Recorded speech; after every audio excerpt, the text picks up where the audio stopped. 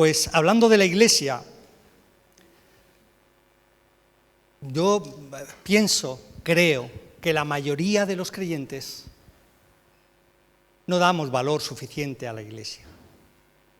Creo que realmente no valoramos, no somos conscientes de lo que es la Iglesia. Entre otras cosas, a lo largo de los siglos, de los años, hemos cambiado el lenguaje, vosotros lo sabéis. Ya llamamos Iglesia al lugar donde nos reunimos, en vez de acordarnos o recordarnos que la Iglesia somos los creyentes. Hemos olvidado que la Iglesia soy yo y la Iglesia eres tú. Cada uno de nosotros somos Iglesia. Muchos creyentes, muchos hombres y mujeres jóvenes que un día conocieron al Señor, no le dan importancia a reunirse como iglesia. Hace unos días hablaba con un hermano creyente, alguien que predicaba la palabra, que ha estado sirviendo en la iglesia y que desde hace años no asiste a ninguna reunión de iglesia, de la iglesia, no una reunión de iglesia en el sentido administrativo. Y él me dice, y lo creo, porque lo conozco bien, que ora, lee la Biblia, que incluso diezma, fijaos, pero no siente la necesidad, no ve la necesidad de reunirse con la iglesia. También me recordaba que experiencias que él había vivido poderosas en el Señor, como si las experiencias suplieran a la obediencia. Porque formar parte de la iglesia y reunirse para adorar a Dios no es una opción, si de verdad hemos conocido a Cristo. La iglesia no es una institución humana, la iglesia no es el capricho de una religión, la iglesia no es un club social, no es un lugar donde vamos para ver a otras personas, para pasar un buen rato, para escuchar música, para comer, etc. La iglesia nace en el corazón de Dios y de un propósito eterno. La iglesia nace en el corazón de Dios y de un propósito eterno de Dios. La lectura que el Señor me dio para este domingo es Efesios 1, del 1 al 11. Y dice así la palabra del Señor. Bendito sea el Dios y Padre de nuestro Señor Jesucristo, que por medio de Cristo nos bendijo con toda clase de bendiciones espirituales en los lugares celestiales. Dios nos escogió en Cristo antes de la fundación del mundo, para que fuéramos santos y sin mancha delante de Él. Por su amor nos predestinó para ser adoptados hijos suyos por medio de Jesucristo, porque así lo quiso, para alabanza de la gloria de su gracia, con la cual nos hizo aceptos en el amado. En Él tenemos redención por su sangre, el perdón de pecados, y esto es posible por las riquezas de su gracia, que derramó abundantemente sobre nosotros, llenándonos de toda sabiduría y entendimiento. Él, porque así lo quiso, nos dio a conocer el misterio de su voluntad, que de antemano tenía establecido, para llevarlo a cabo cuando se cumpliera el tiempo señalado, reunir en Cristo todas las cosas, tanto las que están en los cielos como las que están en la tierra. En Él, asimismo, participamos de la herencia, pues fuimos predestinados conforme al propósito del que hace todas las cosas según el designio de su voluntad. Esto es una oración de Pablo en ese escrito que está dirigiéndose a esa iglesia en Éfeso. Pero es una oración, posiblemente formará parte de un cántico, pero con tanta profundidad, que el Espíritu Santo guió a Pablo para que eso quedara escrito hasta nuestros días. Y lo que está diciendo es que los creyentes la iglesia de Dios, fuimos escogidos por Dios Padre en Cristo, antes de la fundación del mundo, por medio del Espíritu Santo, y que esta elección tiene que ver con el propósito de Dios de reunir todas las cosas en Cristo. Y si nos vamos a Efesios capítulo 1, versículos 22 y 23, dice: y sometió todas las cosas bajo sus pies, y lo puso como cabeza sobre todas las cosas a la iglesia. ¿Quién es la cabeza de la iglesia? La cual es su cuerpo. Y fijaos lo que dice ahora, porque habla de la iglesia. La plenitud, la iglesia es la plenitud de aquel que todo lo llena en todo. Fijaos, hermanos, si es importante la iglesia, si es importante la iglesia del Señor, si somos importantes para Dios.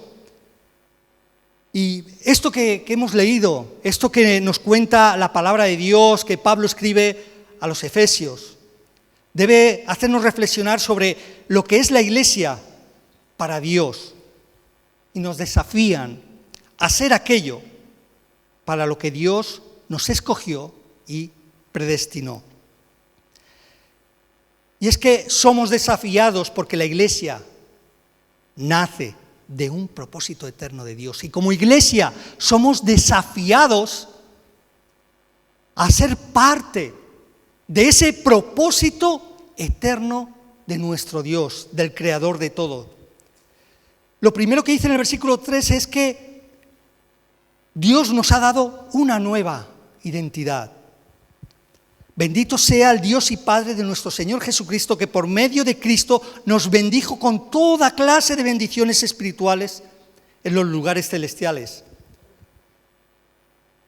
Dios mismo, por medio de Cristo, nos incluyó en el mundo espiritual, en un mundo espiritual que trasciende a lo que hoy vivimos, a lo que estamos viviendo en este mundo, a lo que podemos tocar.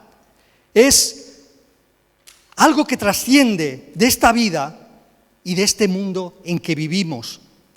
Él ha dado a su iglesia una serie de favores y beneficios que todos vosotros conocéis, que no son materiales ni de este mundo y que incluyen la salvación, el perdón de pecados, su gracia, su amor al Espíritu Santo y la esperanza de vida eterna.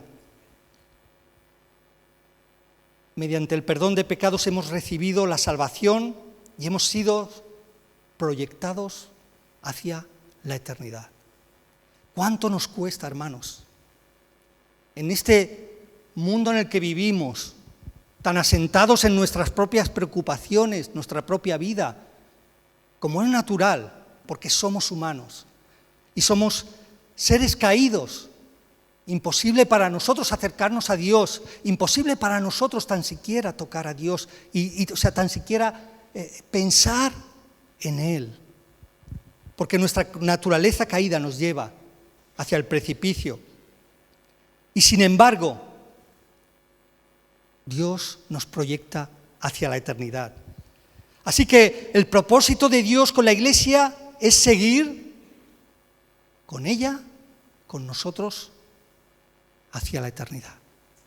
Y la eternidad es que no se va a acabar nunca, es que está más allá de nuestro mundo material, está más allá de todo aquello que podemos entender o ver, más allá de aquello que podemos llegar a comprender con nuestra mente. El apóstol Pablo está enfatizando que estos regalos que provienen de Dios tienen un propósito eterno, cuando dice que los lugares celestiales y que con ellos los creyentes tenemos todo lo necesario para su crecimiento y comunión con Él. Es decir, que todo esto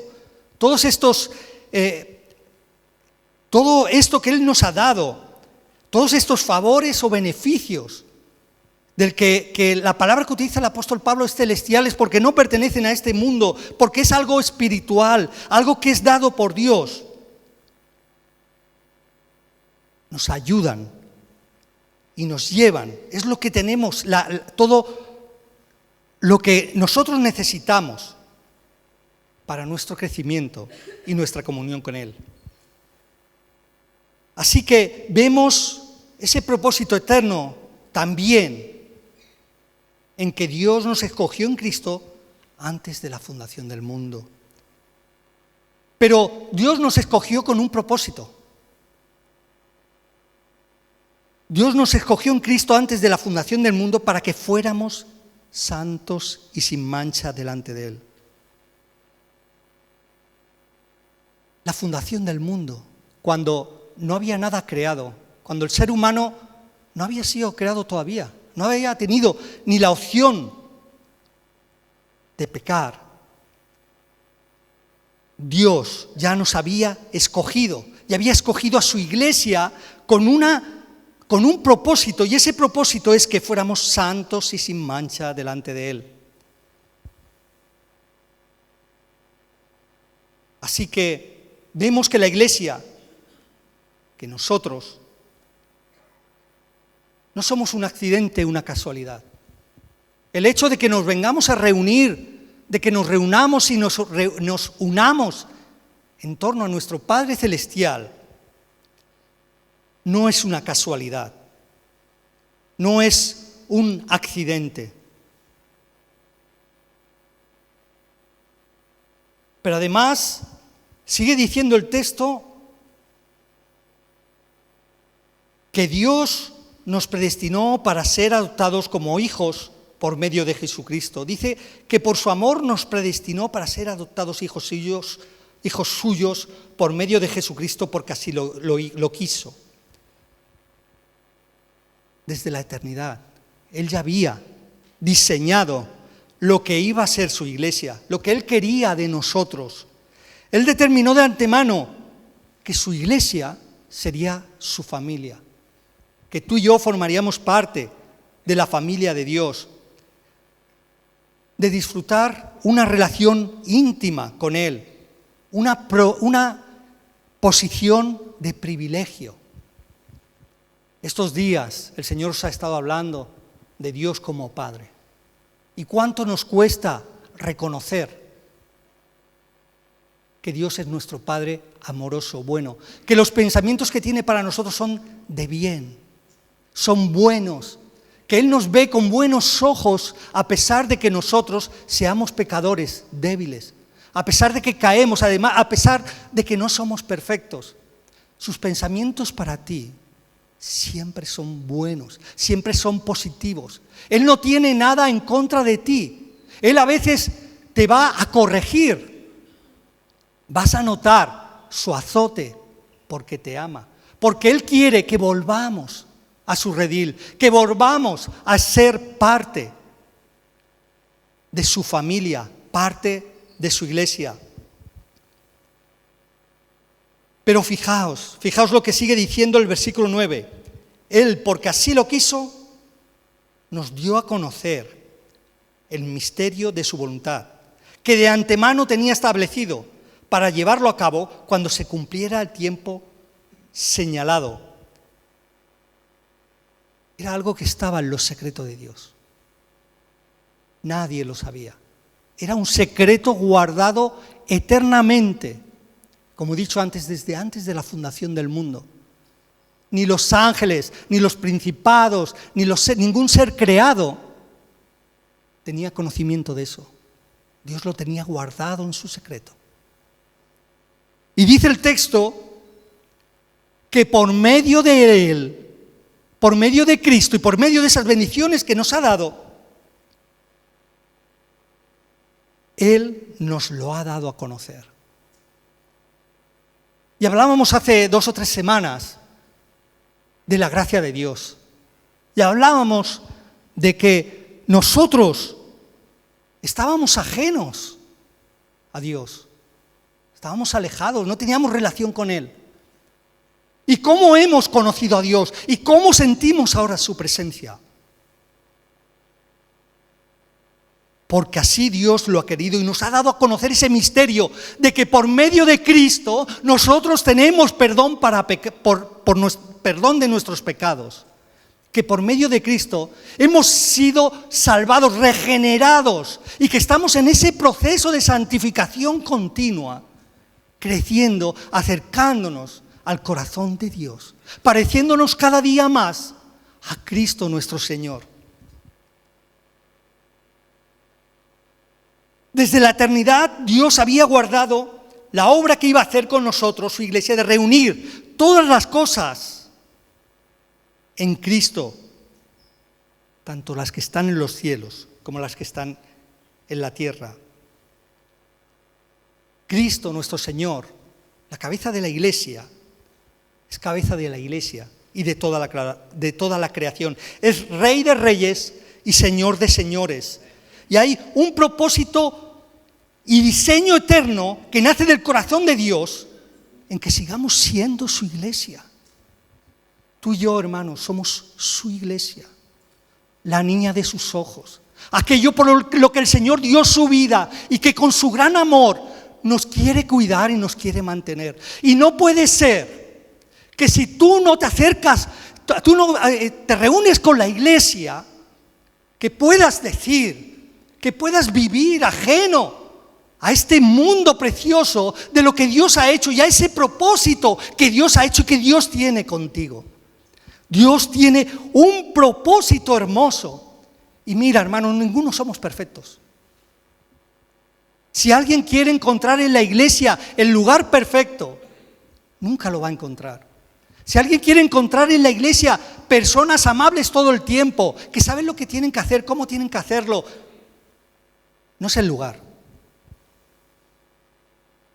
Este es el lugar donde las almas heridas, donde las almas pecadoras, donde los débiles buscan a Cristo y donde Cristo los toma, los ama, los perdona y los hace, para gloria de su nombre, los hace su familia y los proyecta hacia la eternidad con una salvación y un gozo que todavía no conocemos en su plenitud. Todavía no lo conocemos. Dios dice, sigue diciendo, el texto, nos predestinó para que participemos de su herencia. Dice, en Él asimismo participamos, el versículo 11, en Él asimismo participamos de la herencia, pues fuimos predestinados conforme al propósito del que hace todas las cosas según el designio de su voluntad. Literalmente, lo que dice el texto es que fuimos escogidos como una herencia. Pero muchas veces perdemos, al no conocer el texto original, no conocer el griego, los idiomas en los que fueron escritos, perdemos el sentido general de la profundidad de cada palabra, de cada frase. Y eso implica que cuando pensó en su iglesia en la eternidad, la creó para sí mismo y diseñó todo para que además recibiéramos todas esas bendiciones espirituales en los lugares celestiales.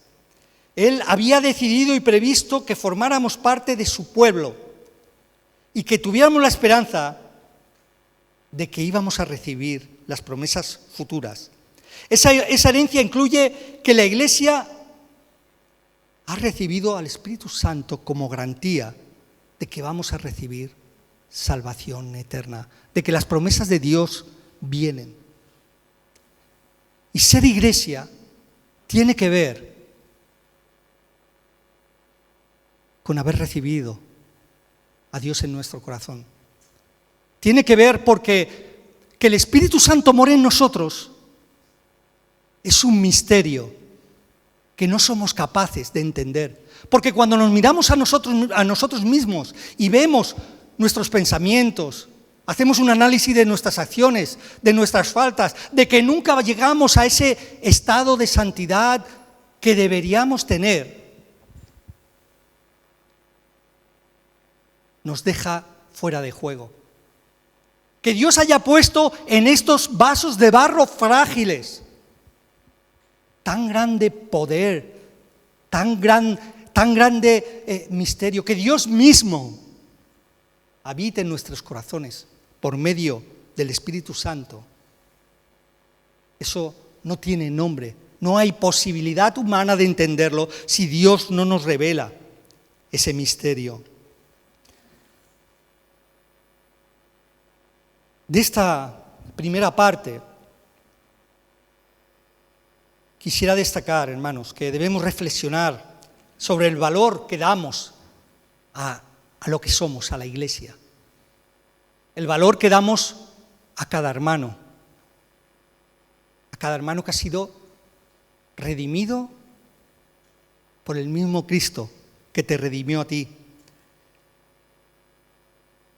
Que reflexionemos sobre de por qué la Iglesia se reúne y para qué nos reunimos. Porque nos reunimos para adorar a nuestro Dios. La Iglesia nació en el corazón de Dios. Y la Iglesia existe porque Dios lo planeó desde la eternidad. Y la Iglesia es la expresión del propósito eterno de Dios. Como creyentes, debemos reconocer que nuestra fe no es un accidente, sino que parte de un diseño eterno. Y esto nos ha de invitar a vivir con gratitud ante nuestro Dios, conscientes de que somos hijos adoptados y coherederos con Cristo. Cristo es el centro de este plan y en Él somos escogidos, adoptados, redimidos y reconciliados. Esto nos ha de llevar a un desafío mayor, porque nos impulsa a cumplir con el propósito eterno de Dios. Hemos estado leyendo que Dios nos escogió, que Dios nos predestinó. Pero vamos a leer bien el texto. Vamos a enfocarnos un poquito mejor en el texto. Dice del 4 al 6, Dios nos escogió en Cristo antes de la fundación del mundo. ¿Para qué? No está diciendo Dios nos escogió y nos salvó porque éramos escogidos. No está diciendo eso. Lo que está diciendo es que cuando hemos sido salvos, a la Iglesia nos escogió en Cristo antes de la fundación del mundo para que fuéramos santos y sin mancha delante de Él. Eso es lo que está diciendo el texto. ¿Entendéis, hermanos? Entendemos que hemos sido escogidos con un propósito eterno de ser santos y sin mancha delante de Él. Eso es ser Iglesia. Y dice que por su amor nos predestinó. Predestinó es que pensó antes en algo que íbamos a ser, para ser adoptados hijos suyos por medio de Jesucristo, porque así lo quiso, para alabanza de la gloria de su gracia, con la cual nos hizo aceptos en el amado. Dice lo mismo, en el sentido de que no habla de nos predestinó para salvarnos, tú sí y tú no, tú sí y tú no. No, no está diciendo eso. Está diciendo que una vez que hemos sido salvos, nos predestinó para ser hijos de Dios. Tú eres hijo de Dios, yo soy hijo de Dios. A pesar de tu imperfección, de mi imperfección, seguimos siendo y somos hijos de Dios.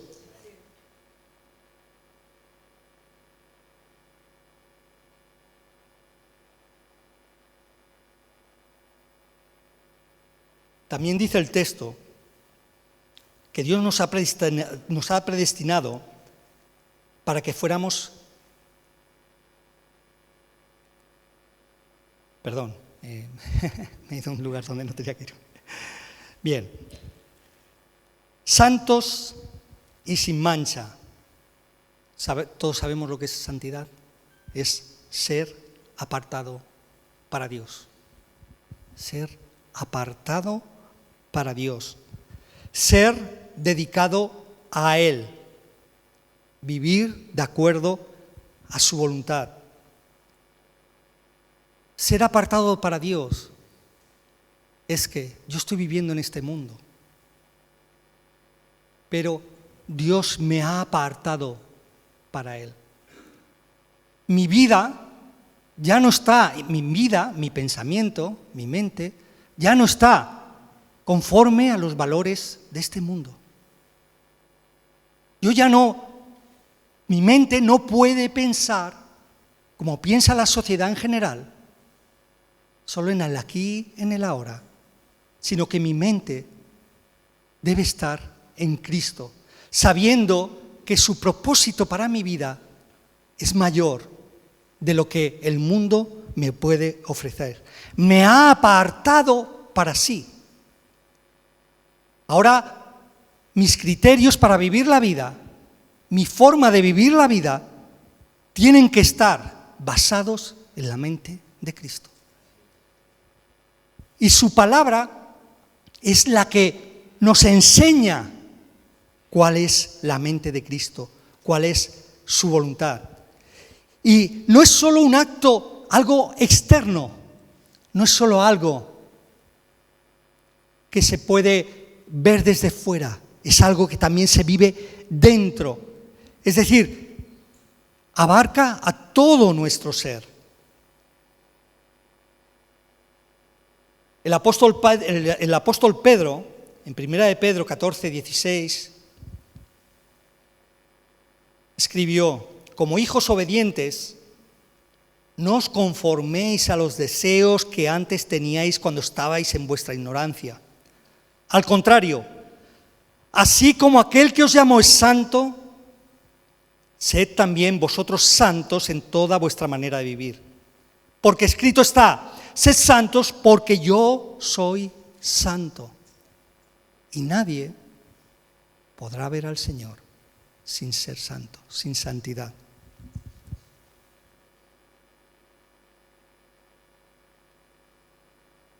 En toda nuestra manera de vivir. Dice el texto de Efesios también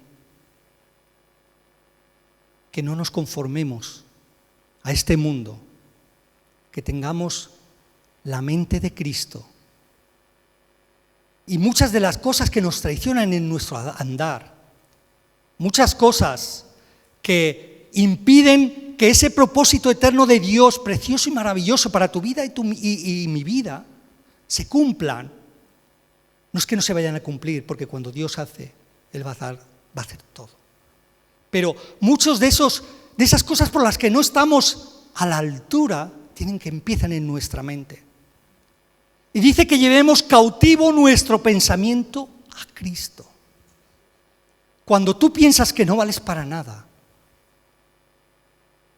tu pensamiento tiene que decir: Dios ha dicho que me ama. Cristo ha pagado un precio incalculable por mí. Cuando tu mente te lleva a pensar en cosas lujuriosas, de deseos de cualquier tipo, Dios nos ha dado dominio propio y debemos enfocar nuestra mente en Cristo y verlo como una oportunidad para glorificar a nuestro Dios. Cada vez que tú eres tentado, tienes una oportunidad única, para que el nombre de Cristo sea puesto en alto, porque su salvación vino a tu vida y a mi vida y me ha dado dominio para dominar esa maldad. Es cuestión a veces de confiar en nuestro Dios, de creer a nuestro Dios, de creer en su palabra, de creer en la obra que Cristo ha hecho por nosotros, cambiando de dirección nuestro pensamiento de las cosas de este mundo a la mente de Cristo. Y dice también el texto que sin mancha, santos y sin mancha delante de Él, para ser adoptados como hijos de Dios. Vosotros sabéis que en el Antiguo Testamento se mandó al pueblo de Israel que hiciera sacrificios para el perdón de pecados.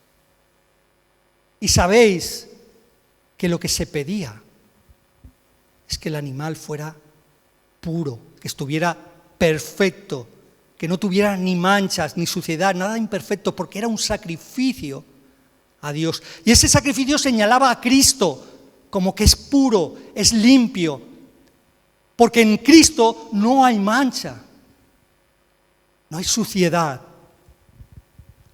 Y tal vez tú digas, hermano, yo no puedo. Me miro, me veo, es imposible. Lo intento una y otra vez y vuelvo a caer en mis defectos, en mis flaquezas. Acuérdate, dominio propio, pero también recuerda que el sacrificio de Cristo es el que realmente nos hace santos, es el que realmente nos quita toda mancha. Pero nosotros tenemos que esforzarnos, como hablábamos también hace una semana, en la gracia del Señor y poner de nuestra parte. Y algo que yo descubrí en algún momento fue que cuando estás débil, es el mejor momento para reunirte con el pueblo de Dios. Porque el pueblo de Dios tiene algo especial. Tiene algo especial, que es que el rebaño de Dios está guardado por el gran pastor. Y como el pastor está en medio, sin darte cuenta sales fortalecido. Hermanos, tú piensas a veces que has venido triste al culto. Has venido triste, has venido cargado, y a veces te vas también un poco así. Pero dime si no ha cambiado algo dentro de ti. ¿Por qué? Porque la presencia de Dios está, y porque el pueblo de Dios está presente en medio de la iglesia, como iglesia. Y sabéis, hay algo también que a veces no llegamos a ver, a comprender. Y es que la iglesia, tú y yo, existimos, como dice el versículo 6 y el versículo 12, para que la gracia y la gloria de Dios sean exaltadas por todos.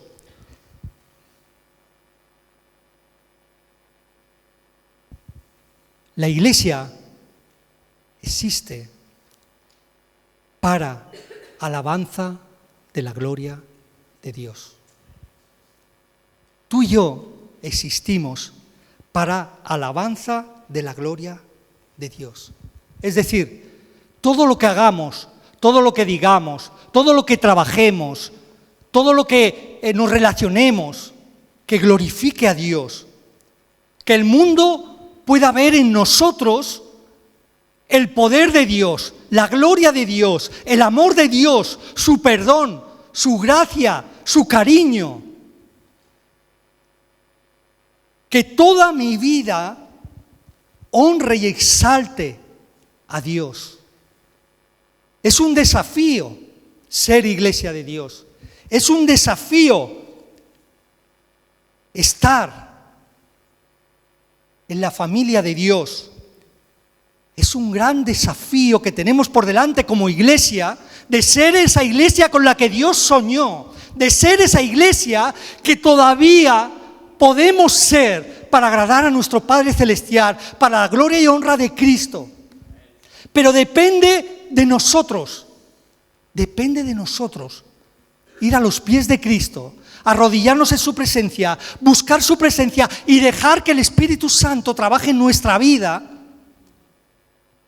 dejar que el Espíritu Santo domine, nos ayude a dominar esas áreas que no dominamos, pero que Él tiene el poder para hacerlo.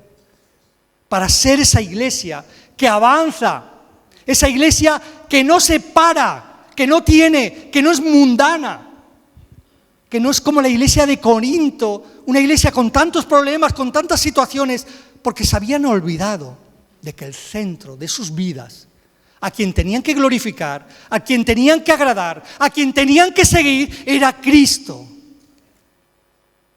Así que nuestro llamado como iglesia es vivir para la alabanza de su gloria, reflejando su amor, santidad y gracia al mundo. El llamado a ser santos y sin mancha no es fácil. pero es la razón por la que fuimos creados. Desde antes de la fundación del mundo, Dios nos escogió para ser su pueblo, para reflejar su santidad y vivir de acuerdo a su voluntad. Ese desafío nos invita a dejar atrás todo lo que nos separa de Él y vivir con un propósito claro, acercarnos a su presencia y ser transformados por su gracia. Lo más hermoso de este llamado es que al vivir como Él enseña, estamos demostrando al mundo quién es Cristo en nosotros. Estamos haciendo ver al mundo que su palabra es verdad, que su palabra es real, que Dios hace milagros, que Dios tiene poder. Tienen que ver en ti, iglesia, en mi iglesia, a Cristo. Yo no sé si tú hoy quieres decirle al Señor que te ayude a ser esa iglesia con la que Él soñó, esa iglesia que está en su corazón. Yo no sé si tú quieres realmente morir un poco a ti para que viva Cristo. No te mires a ti. Si yo me miro a mí, no puedo avanzar. No te mires a ti. Pon tus ojos en Cristo, hermano. Pon tu esperanza no en tu logro, sino en el logro que Dios va a hacer en ti por medio del Espíritu Santo. Créelo, cree al Señor hoy. Cree al Señor. Toma hoy la decisión de decir no a esas cosas que dominan tu vida. No pienses en lo que va a pasar después. Piensa en el aquí y en el ahora, en que tú quieres entregar a Cristo tu vida de verdad. Si tú quieres eso, vamos a orar. Y si tú quieres eso, díselo al Señor, el Señor te escucha. Es tu Padre amado que te quiere, que te ama. Desde la eternidad pensó en ti, desde la eternidad te amó, desde la eternidad te puso aquí, desde la eternidad y hasta la eternidad.